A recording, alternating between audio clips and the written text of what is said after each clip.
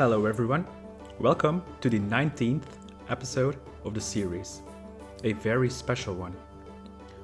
Now, a quick little heads up. The commentary is done post-recording, because in the time I still used my old microphone. You can let me know if you like this style of episode, or the one where you'll hear my reactions live. Either way, I hope you enjoy this rather special episode. I want to start the episode off with a rather interesting thing I found in the game.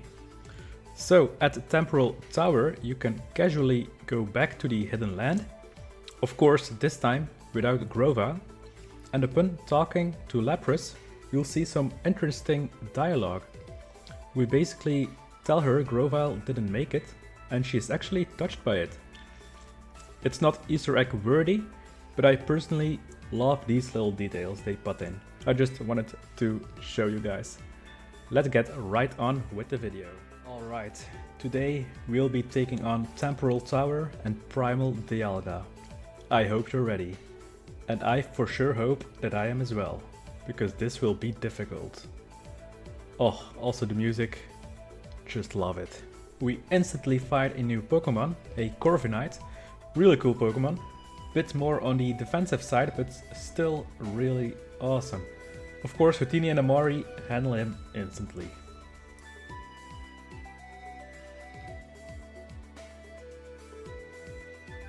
And then they almost get wrecked by a Magnezone. Yeah, so it begins.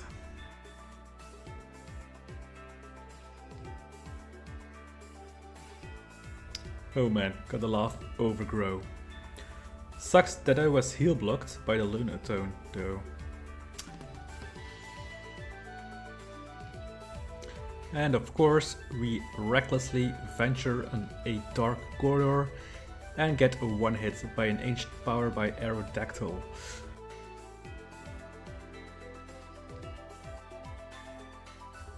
We can one hit Porygon at least. It also knows Discharge, so very dangerous as well.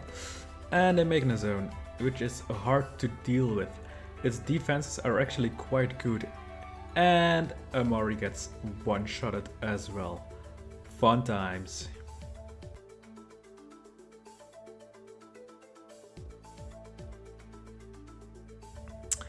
Hey, our first monster house of the day. Let's get it. Goodbye, peaceful Temporal Tower music. Okay, finishing the Magnezone off is really good. Amari can use her Power Snow, but unfortunately, because she's standing right outside the room, she can't hit every Pokemon in the room, so yeah. Both Houdini and Amari take some painful hits and get heal blocked. Not so good. Luckily, we got a quick orb, so let's see here. We managed to kill the Porygon, and now I'm actually planning to retreat because this is a battle I won't win. Amari could take one step and then I get finished off by a brutal pin missile.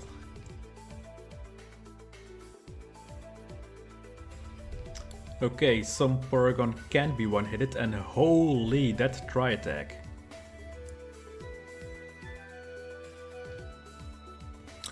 Oh, another Ferrothorn.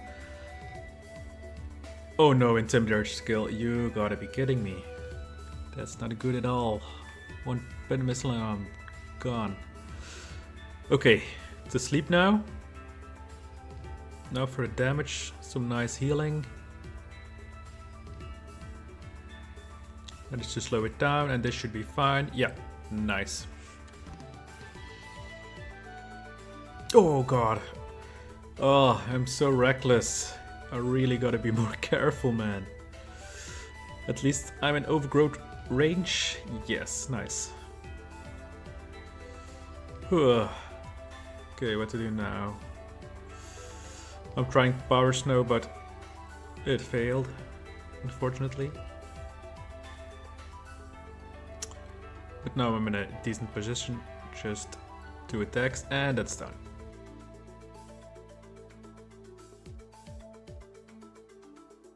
Now this is a stacked monster house. Let's do this.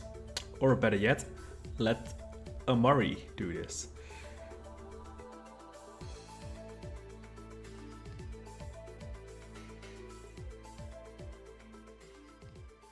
Both our evasion was dropped and we got heal blocked. That's not so good. I activated a all hit orb, which counts for the whole team.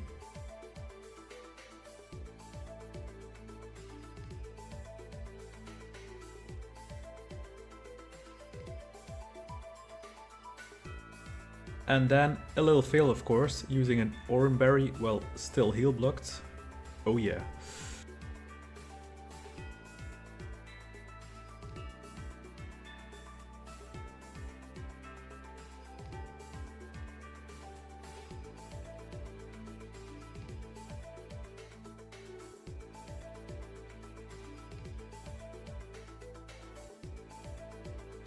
But after 2 more powder snows, all enemies were defeated. Oh man, at last we made it to Temporal Spire. For some reason this Paragon Z used discharge while still out of range, because I'm in a corridor. Actually quite interesting that the AI didn't foresee this. Luckily we take care of it easily. And then a Metagross managed to stomp my face with a Meteor Mash.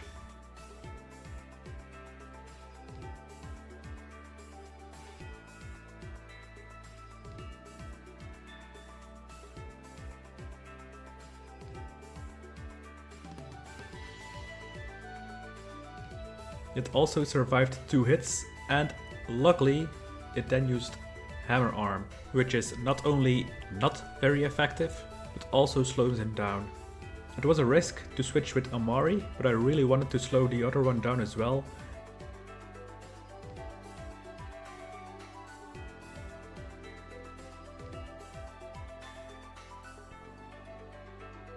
And with that, the second one was also taken care of. Alright, apparently I made a little oversight. Again, when adding a new Pokémon with Sky Temple, you have to get rid of another one. In this case, I swapped Silcoon with Florges. Now, what is the one setting that certain Cocoon Pokémon have? Not being able to move. I forgot to change this for Florges. You might think this would give me an advantage, but that's actually not the case. As you can see, it instantly attacks me with Fairy Wind, a room clearing move. If it didn't have this move, it would be at a disadvantage. But now, every Florges kind of acted like a certain room guardian, barraging me with the only move they could hit me with from afar. The damage was pretty painful, so I decided to get the heck out of there. This will certainly not be the only case where Florges is a problem. Luminous Orb is an amazing orb. Unfortunately, this is one of the few cases it didn't help at all, as I was already surrounded by 2 Metagross and a Florges in wait. It was time for some more teamwork.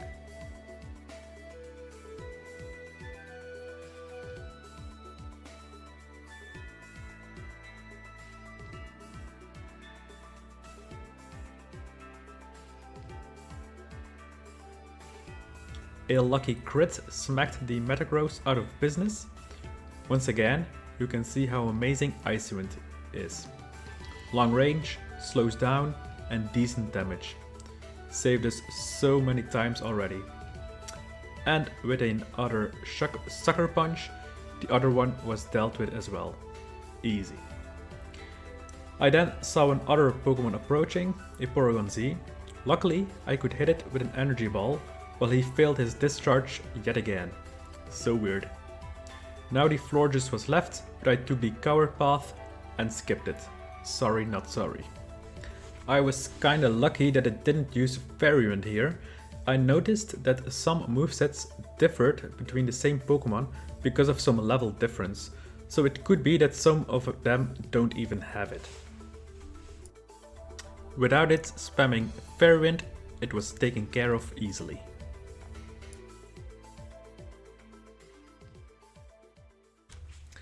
And once again, I recklessly wander in a corridor and pay the price because of it. I gave Runiclus Thick Fat, so Icy Wind is not very effective against it. Still slows it down though.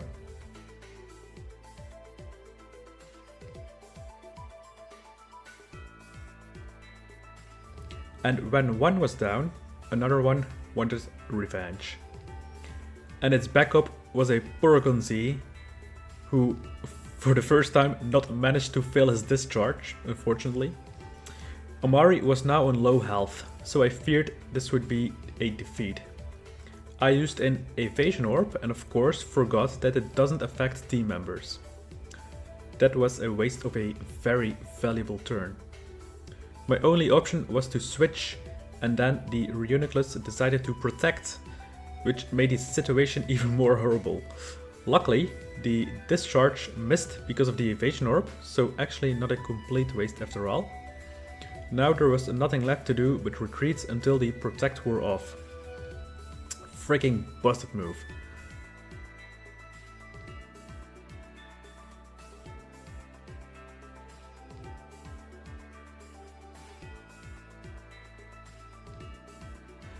Reuniclus went down.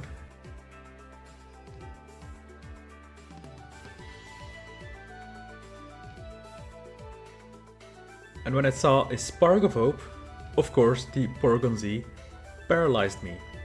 Luckily, throwing items bypassed paralyzation and I managed to take it down with an Iron Thorn. Time for the next monster house, aka time for the weather to get cold with a chance of power snow.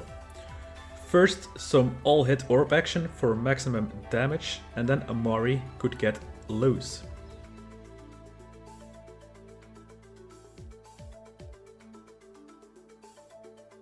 And just like that, all but one Pokemon were defeated.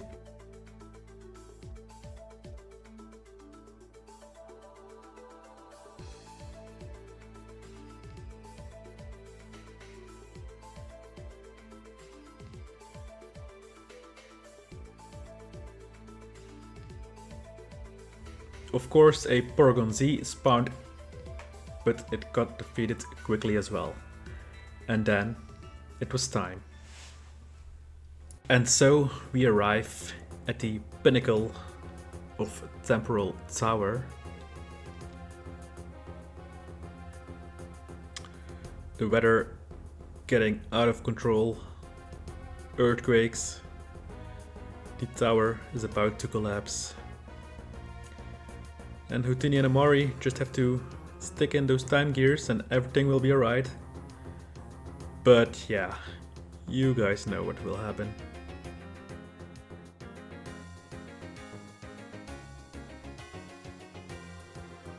Almost got struck by lightning and all, but that will be the least of our worries, unfortunately. Because the literal god of time appeared. He seems rather angry at us, I don't know why, but he can still be reasoned with. Perhaps if we smack his face in with some icy wind and energy ball, he'll listen to us. This was it.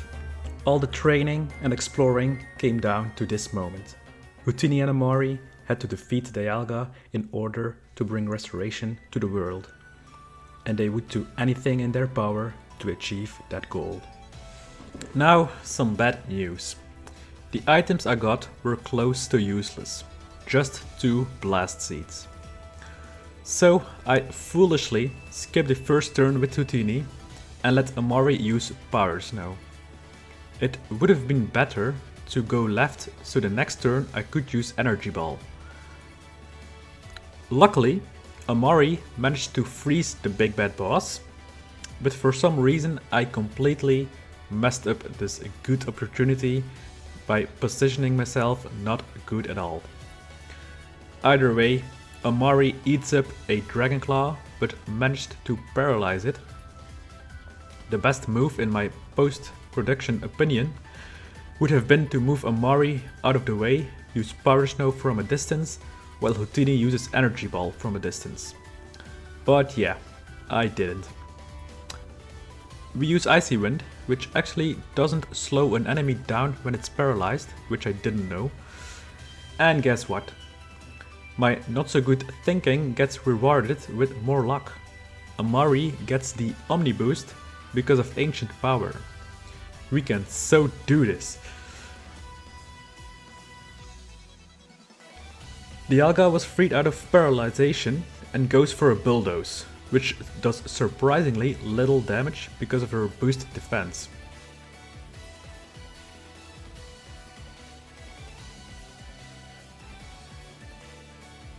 We Thunder Wave again, of course.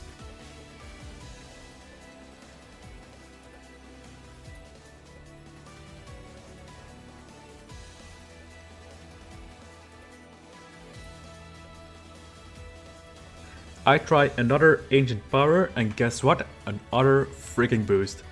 1% chance to get 2 boosts in a row. I was ecstatic at this point.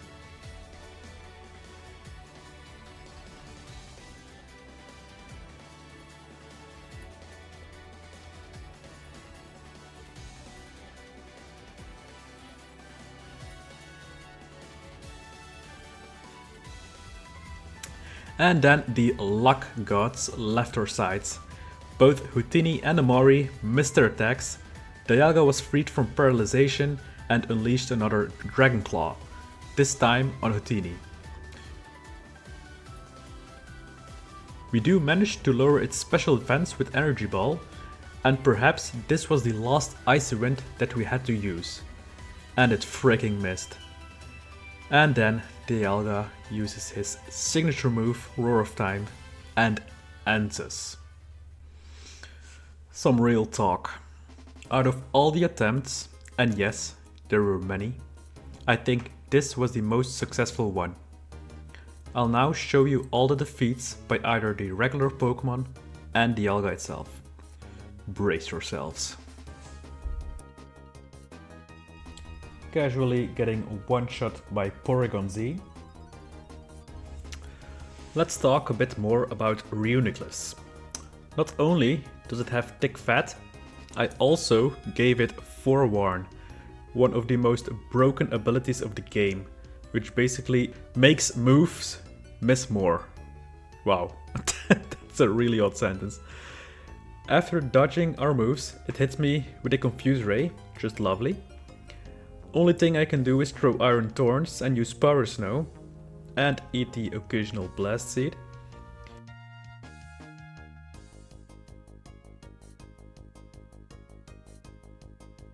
Luckily, it gets frozen, which gives me some turns to get out of confusion, but that never happens.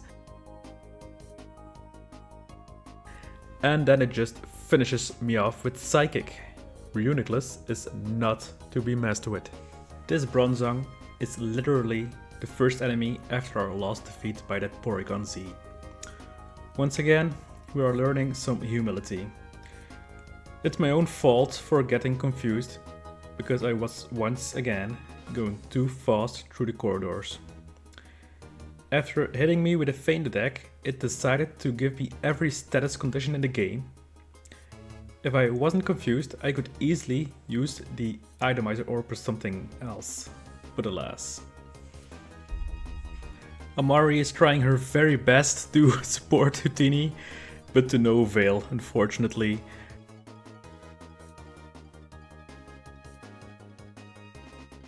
And because of the confusion, they couldn't also switch places.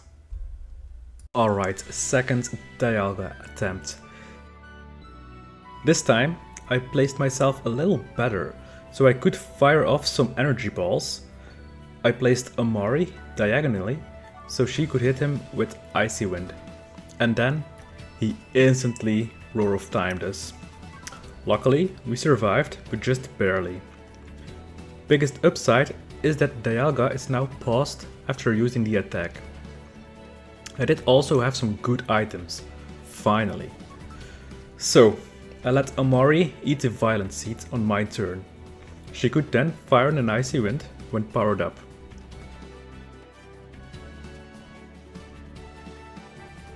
A fat 137 and slowed down, so I regained some confidence.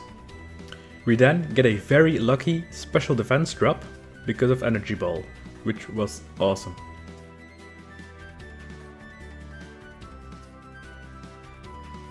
But now there was a dilemma.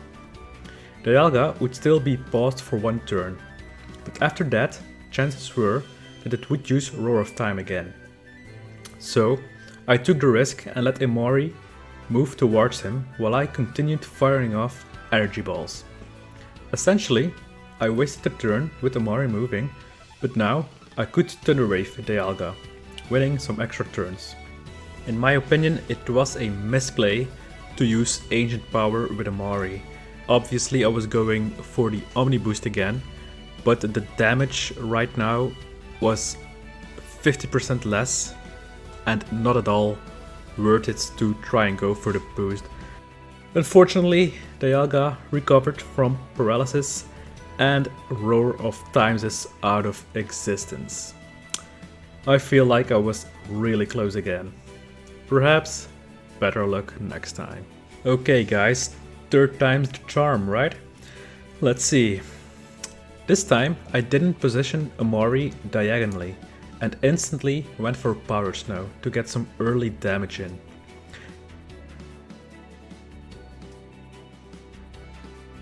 And guess what? 2 energy balls in and we get another special defense drop. And hey, second Power Snow in and Dialga freezes up. Again, a shame that frozen Pokémon can't be damaged, but it allowed me to position myself better. Dialga thaws out and now towers over Hootini. But Hootini isn't scared of some bully, even if it's the embodiment of time. Even more, he lowers his special defense once again, just because he can.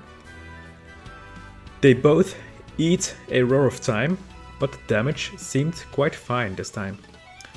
Dialga is now pausing for 2 turns again. I actually could have waited to use Thunder Wave, but past me didn't. I then used Giga Drain to get some HP back, which was the best move in my opinion. And then it was time for a DPS check once again. I got another special defense lowering. What the heck? This could be it, and yeah. He then hits Amori with Iron Tail. I didn't even know he had that move. Also 129 damage, exactly Amori's HP. 1 less damage and it could have perhaps been done. Yet another failure. Time for some more Porygon Z shenanigans. The Fiend slows us both down with Trick Room while he gets a speed boost and one hits me with Tri-Tag. FYI, Porygon Z has insane special attack and the ability called Adaptability, which powers the same type moves of him with another 50% for insane damage. 4th attempt. Let's see here. We position Hootini once more in front of Dialga and use Power Snow with Amori. I do believe I can't really do anything else but this. Of course, Dialga blasts us instantly with another Roar of Time, but I do welcome the pause it has to endure. I actually wanted to try a different approach here. I went right with Hootini and now let Amori to be straight inside. The pause was over and Dialga actually positioned himself like a fool. Played perfectly in our hands. Hootini could now Energy Ball him and lower his special defense, while Amori could support him with Power Snow.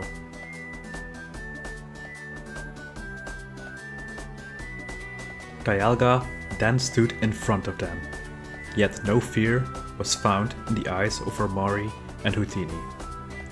Hootini Giga Drains to steal some hit points, while Amori manages to paralyze it. Another Giga Drain was used, so now Hootini was pretty much safe from any attack except a critical hit. Amori was still vulnerable, so I made her go the other way. Now only a Roar of Time could defeat us, so a 1 in 4 chance. Dialga was still paralyzed, so once again this turned into a DPS check where they barraged it with their attacks. And with a lost energy ball, Dialga, the embodiment of time, was defeated.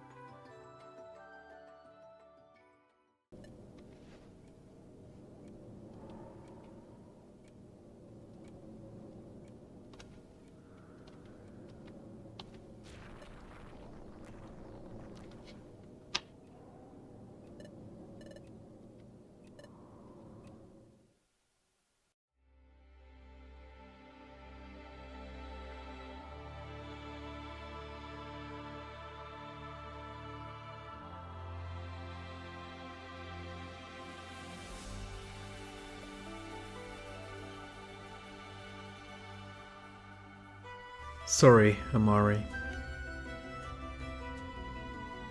I kept this to myself for a long time. It looks like I have to say goodbye. Dusk Noir told me, if we changed the future, the Pokémon from the future would disappear. That's why I'm destined to disappear too. Thank you for everything. I'm going to disappear from here now, but Amari, I'll never forget you.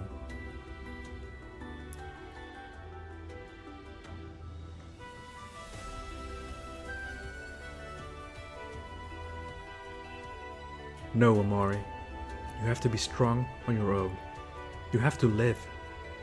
You have to go home. Tell everyone what happened here, so that nothing like this happens ever again.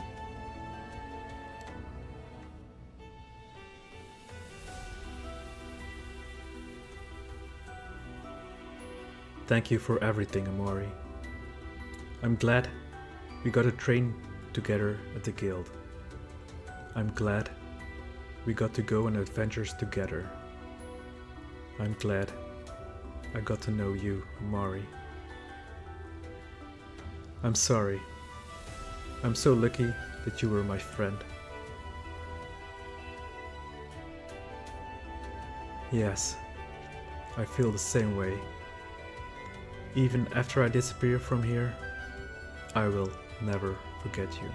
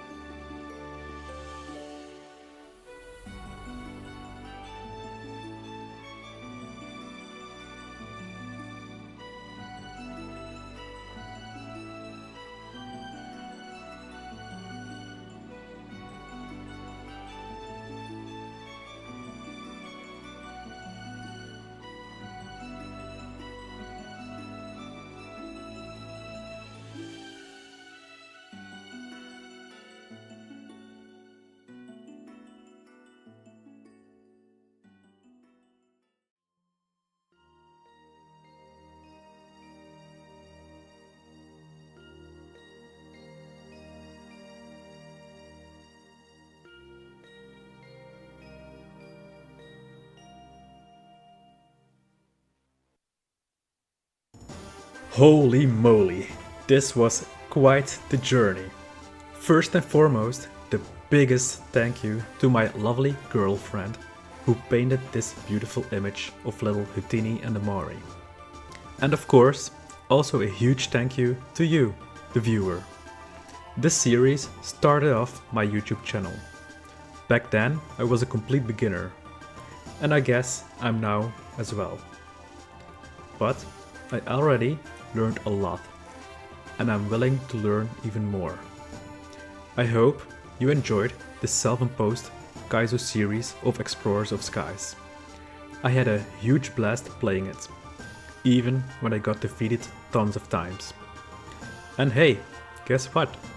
I'm willing to get defeated even more, because the story of Houdini and Amari isn't over quite yet. I will see you guys in the next episode.